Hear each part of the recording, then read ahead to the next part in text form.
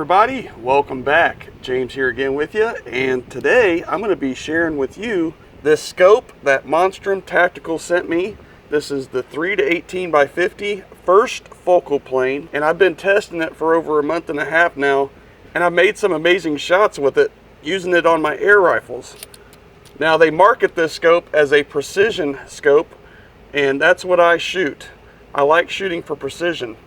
Even though I have fun occasionally, this scope really is awesome.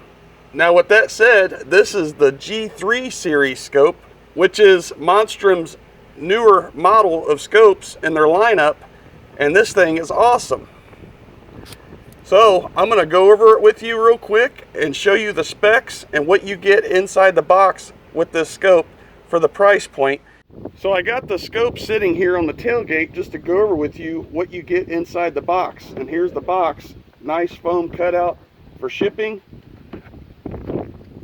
Got the CR2032 battery because this is a illuminated reticle, which I'll go over that here in a bit of what style reticle this is.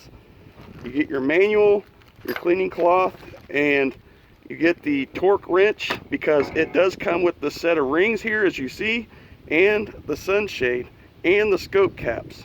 Now again, this scope is marketed as a precision rifle scope, which the features that it comes with are crazy for the price point, just over $200. And with the magnification, you can turn it all the way down to 3 power or all the way up 18 power, depending on the range you're shooting and how clear you want to go and how good you want to see your image through the scope. Now it also has a side focus, which goes all the way down to 10 yards, and it goes all the way to 900 on the dial here before it hits infinity. So this scope is really set up for long range shooting, long range and precision shooting, as they claim. And not only that this scope comes with pop-up lockable turrets, and they're very audible.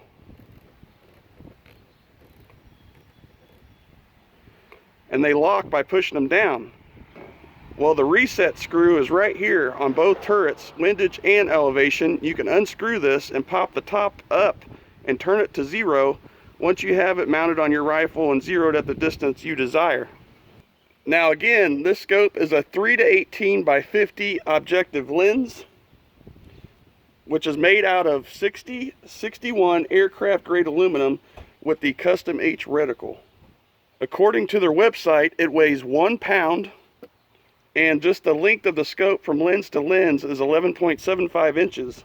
It's fog and water resistant with nitrogen seal, and the glass is optical quartz glass, which is a high purity glass which allows you to get the most light transmission.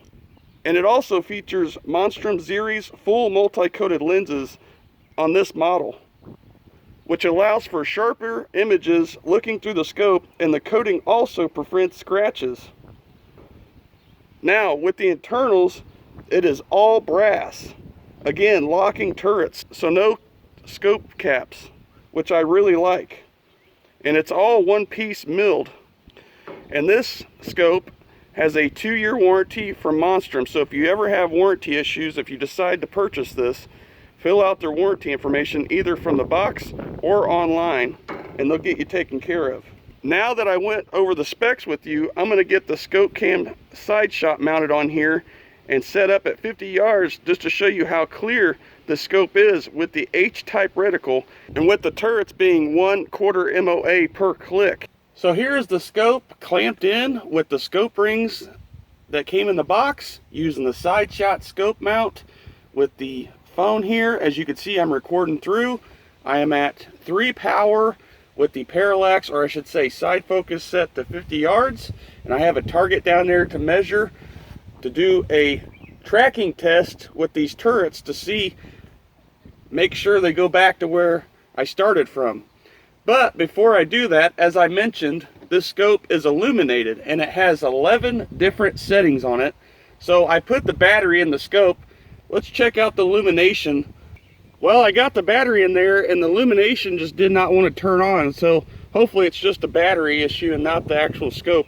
So I'll come back to that here in a little bit. But as you see down there, I have my target set up at 50 yards with the plumb line, and you could tell at 3 power the scope is zoomed way out for those close range shots. So let me turn it up.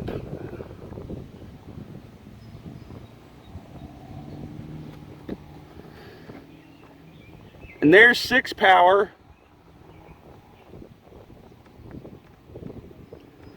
50 yards, it's pretty crystal clear. And as you've seen, the reticle changed the size. So what happens with the first focal plane is every power that you set it on, the actual reticle adjusts for the same amount of distance between the markings and the reticle.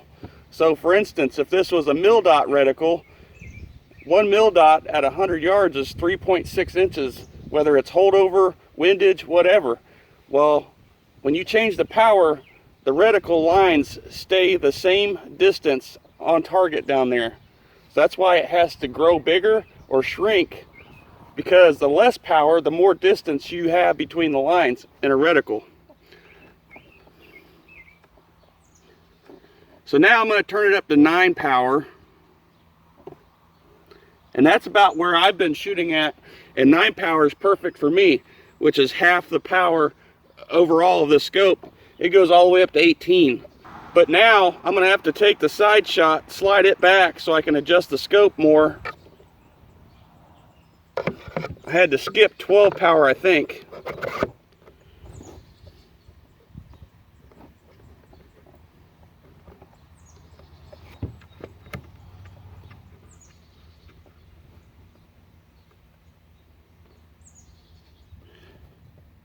Get that focused in for you so you can see.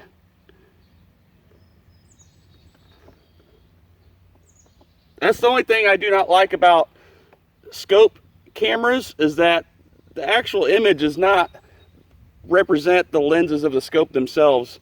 So a lot of times I don't shoot with it just because I like just looking through the scope primarily, because you have to look through a lens and then look through the scope, and obviously the scope is a lot clearer than what you're seeing through the side shot. I mean, it is awesome how clear it is for the price point. Now that is 15, let's go all the way to 18. Now the dots between the reticle really blew up compared to the other. There we go. So that's 18 power at 50 yards. And again, the side shot does not justify just how clear I'm looking through the scope versus the camera. But I'm going to turn it back down because I don't like it that high. Obviously, if you're shooting a very far range, you're going to need a lot more power so you can see your target and see it very clear enough to take the shot. But before I turn it all the way down, I'm going to turn the side focus up and go all the way out there to the next road over, which the end of the field back there is past 600 yards. And let's see how clear this is on high power.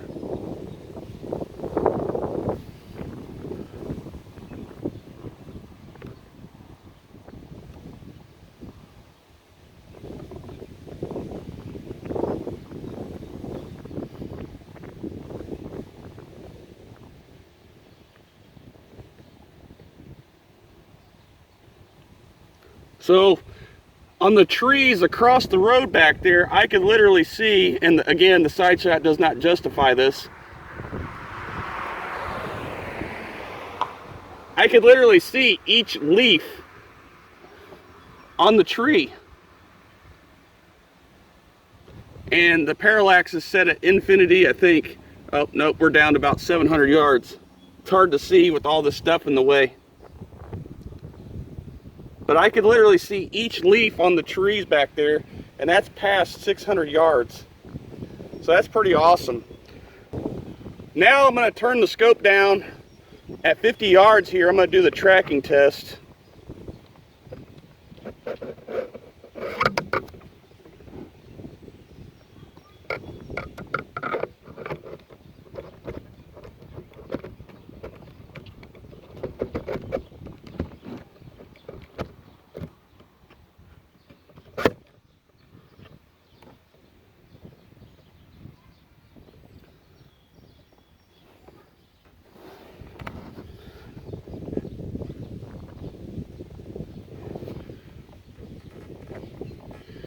Okay, so at 50 yards, the tracking test, when I move the reticle, if I go 4 clicks, because this is a 1/4 MOA per click scope, if I go 4 clicks, that is 1 MOA at 50 yards, which is just a little over 1/2 of an inch.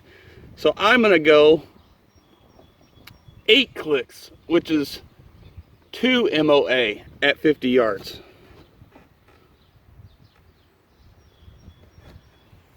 Which should be about 1 inch of movement.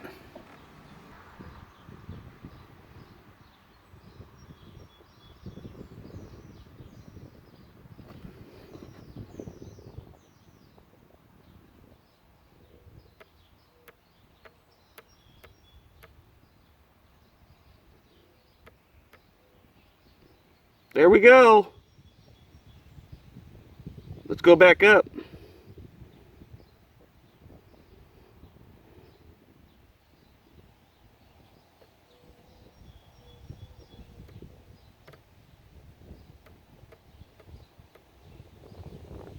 Right where we started on the elevation. Now let's do the windage. I got to make sure these are popped out all the way.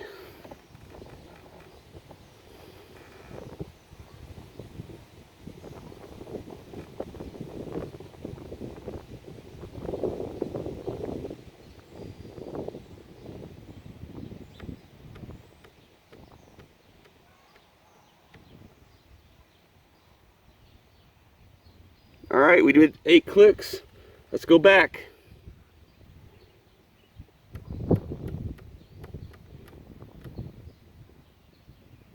Right on the money.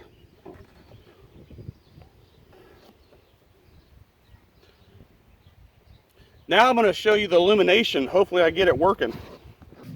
Woo! It's warm out here. I finally found a battery for the illumination. For some reason, I think it was just, I don't know if it's the battery's low or what, but I put a brand new Energizer CR2032 in there, and it shines bright now. So there's no illumination on right now. I'm going to go through the settings for you. I'm going to show you just how bright it is during the daylight, and then I'll put a clip in here at nighttime or right before dark so you can see, because that's the purpose of it, really early in the morning or right before dark.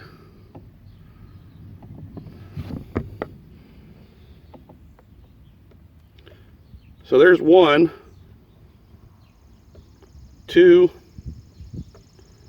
3, 4, 5, 6,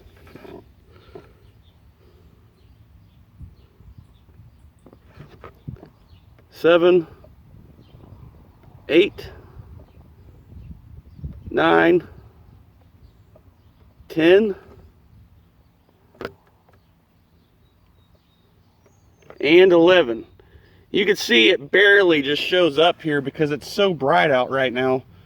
But again, I'll show you right before dark with it so you could really see just how bright this reticle is. I personally don't use the illumination. That's why I just put the battery in for this part to show you, because I get asked all the time about how bright is the illumination for the scopes that I review. Even though it is bright, you just can't see it very good because of how bright it is outside.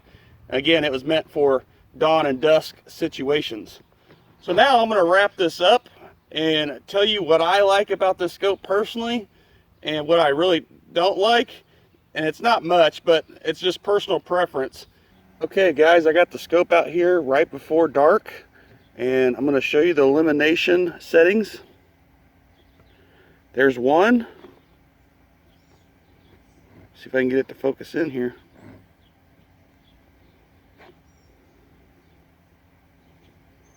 There's 2. There's 3. There's 4. There's 5. 6. 7. 8. 9. 10. And 11. This is bright. Obviously, this is what this illumination's for. right before dark and right at daybreak. As you can see how bright it is. It's pretty awesome. Well, everybody, I hope you enjoyed this video of the MONSTRUM 3 to 18 by 50.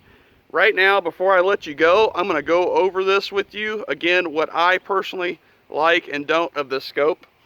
And with that said, you can see that the scope has markings and everything on it, so you can know where exactly you're going and where it's marked at to reset it, which is awesome. The clicks are audible. The lenses are super clear for the price point. I can't stress that enough. The image quality is great. You really need a good image quality and a really nice reticle to take really precise shots, which I really like. And the only thing that really I don't like is that the reticle has a dot in the center. I prefer an actual crosshair, but that's just me. Now, you can get this in the flat earth pattern. I forgot to mention that. But again, for a very well-priced optic, they really can't be beat, especially the quality of the lenses and how clear you see through them. And that's really all I have to say, besides the fact that the battery that came with it, I think, was dead for the Elimination, which again, I personally don't use it, if any, very often. But that's about it, guys. Thanks for watching, and I hope to see you on the next one.